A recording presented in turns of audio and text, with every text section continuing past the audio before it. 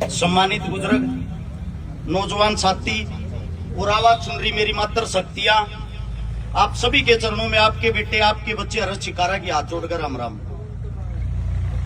प्रधान जी ने एक बात कही कि प्रोग्राम जो चल रहा है इसमें 36 बरादरी का भाईचारा बैठा है। मैं तो एक बात कहता हूं, हर एक प्रोग्राम 36 बरादरी का ही होना चाहिए। हमारे लिए सबसे बड़ा दुश्मन तो वो है जो अपने नाम के आगे कट्टर जाट, कट्टर ब्राह्मण, कट्टर राजपूत, कट्टर हिंदू, कट्टर मुसलमान लावे है। सबसे बड़ा नुकसान हमारे लिए वो ही करता है। अब बात आती है चौधरी छोटू राम जी की। सबसे पहले तो चौधरी साहब का आज के दिन जो जन्म हुआ, श्यापला के पास छोटा गांव है गड्डी, और उसी प्रांगण में, उसी जगह में मेरा जीवन बीत्या है ज्यादातर मेरा बचपना, क्योंकि मैं वहां का भांजा हूं। छोटे छोटे छोटू राम जी की बातें सुनते हुए आए हैं। सबसे पहली चीज, पहली सीख अपने ही घर से मिलती है। छोटू राम का मन था शिक्षा लेना, पढ़ना।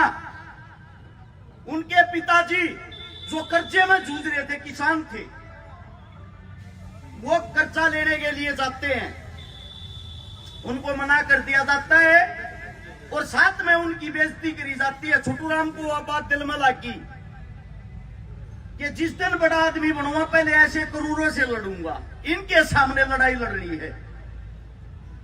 न्यू है छोटू राम नहीं बनया जाता। पहले के वक्त में जब किसी बच्चे के अंदर क्वालिटी दिखाई दिया करती, उसका साथ समाज दिया करता। हमारे सेठ छाजूराम जी थे जिन्होंने छोटू राम का पढ़ाई का खर्च उठाया।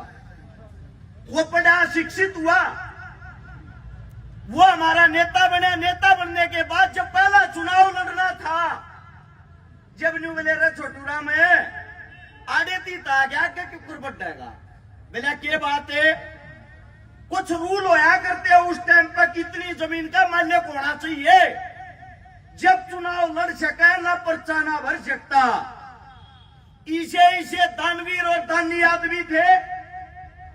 एक नांदड़ो का रोहतक के पास भोर गांव है, भोर गांव का राजमल दाता था हमारा, अकेले ने 2200 बीघे जमीन, यानी कि लगभग 450 किले जमीन छोटू राम के नाम करा दी। तेरे में क्वालिटी दिखा है नेताजी, तू आगे बढ़े।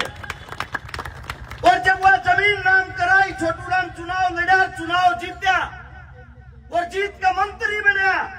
लाहौर तक जब 1 महीने के बाद आया, चिट्ठी भेजी गांव वाले का धन्यवाद करे, गांव वाले बुलाए और वह जमीन उल्टी नाम करवाई।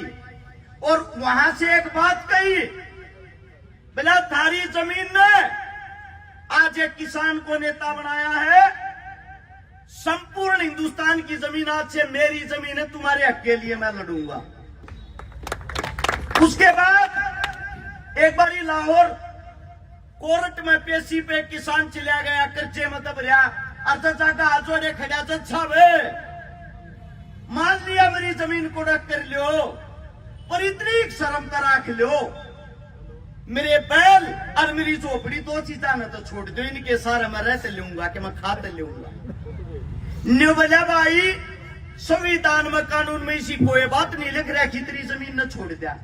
जब तक जमीन छटवानी है, इसे अलूल जलूल फैसले करनी है। एक नेता दौरे चला जा, छोटू राम दौरे उबल दागी जोड़ी में लेकर छोटू राम दौरे चला गया। बोला जी बचाओ इनने, न्यू का ऐसा को कानून न को न्यू बोला भले मानस क्यों दुखी हो रहा है, कानून ना तो यो बना दिया पे। भाई एक बात नोट करे, जमीन को रख कर लो कोई बात नहीं, लेकिन उससे अलग किसान के बैल, किसान का ट्रैक्टर, किसान का जो साधन, किसान का घर, वो कोड़क नहीं होगा। उसी दिन से उस किसान की जमीन बच गई। अब सबसे बड़ी चीज, कर्जा एक ऐसी चीज होता है अच्छे के दिमाग को हिला देता है। अगर आज आप लोग बड़ी बड़ी Range Rover, Scorpio, Fortuner, tractor, trolley, जो संसाधन ले रहे हो, अगर वो किसी की देन है तो वो छोटू राम जी की है, वरना तारे तो रना साइकिल भी थी।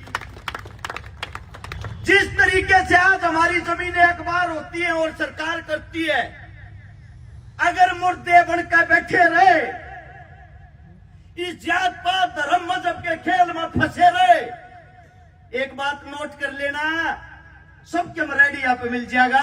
ये रोटी ये टिकड़े रेडिया पे नहीं मिलते, जमीन में पैदा करने पड़ेंगे। ये जमीन तो एक खा सको। कुछ आदमियों ने हर एक बड़े इंसान को एक टैग दे दिया, जट्टा का है भाई चौधरी छोटू राम। तो किस लिए जाटों का? क्या जमीन जाट जाटों के पास थी? क्या कर्जा जाट जाटों का माफ करवाया था?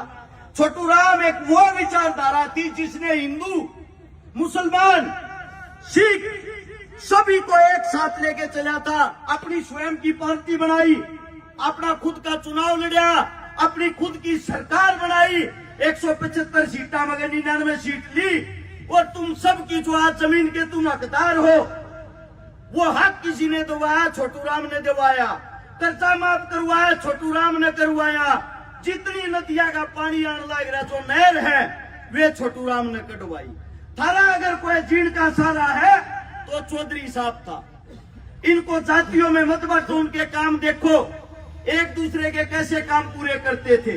9 जनवरी 1945 को जब आखिरी सांस ली, शरीर ने साथ छोड़ दिया, हिम्मत नहीं थी। 8 जनवरी को अपने ऑफिस में गया। जो भाखड़ा बांध है, जिसके कारण पंजाब, हरियाणा, उत्तर भारत का किसान खेती का लाभ उठाता, जिस पानी के कारण 8 जनवरी ने उस पर मोर मार के गया। अकदे मैं चला जाऊं रे, मेरे बनाए किसान दुखी हो जाए। और जब छोटू राम जी नहीं रहे, उनके उस काम को बाबा साहब भीमराव अंबेडकर ने उस लड़ाई को आगे लड़के उस काम को पूरा किया। हम एक दूसरे के बिना कल भी अधूरे थे, आज भी अधूरे हैं। आप लोग अपने जितने भी महान, जो भी आपके महान क्रांतिकारी रहे हैं, अगर उनको जानते हो, उनको मानते हो, वो किसी एक जात के लिए नहीं लड़े, वो किसी एक धर्म के लिए नहीं लड़े। उन सब ने हमारे को जीने का सहारा दिया है।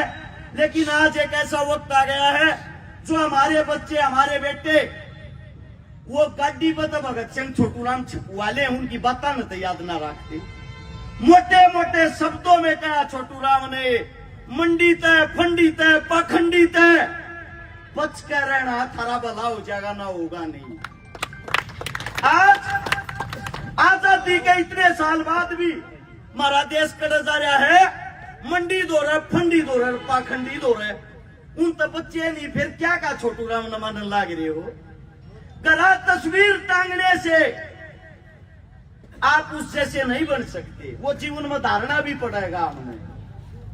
हमारा अगर कोई राम है, वो छोटू राम है, क्योंकि उन्हीं ने हमारे को मालिक बनाया था।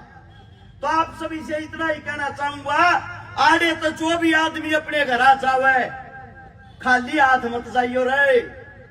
छोटू राम जी की कोई न कोई एक दो बात गैल लेकर जरूर जाइयो, जो हमारे जीवन में काम आओगी। हमने तो खी नहीं होने देगी। मेरे मुख से कोई गलत बात निकल गई हो, आपका बेटा हूं, आपका बच्चा हूं, हाथ जोड़ के क्षमा प्रार्थी। क्योंकि ऐसे ऐसे महान योद्धा हमारे बीच में इस मंच पर बैठे हैं।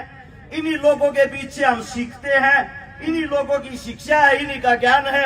अगर कुछ गलत निकलता भी है, कोशिश करेंगे आगे और अच्छे से सीख सके। सभी को राम राम, जय हिंद।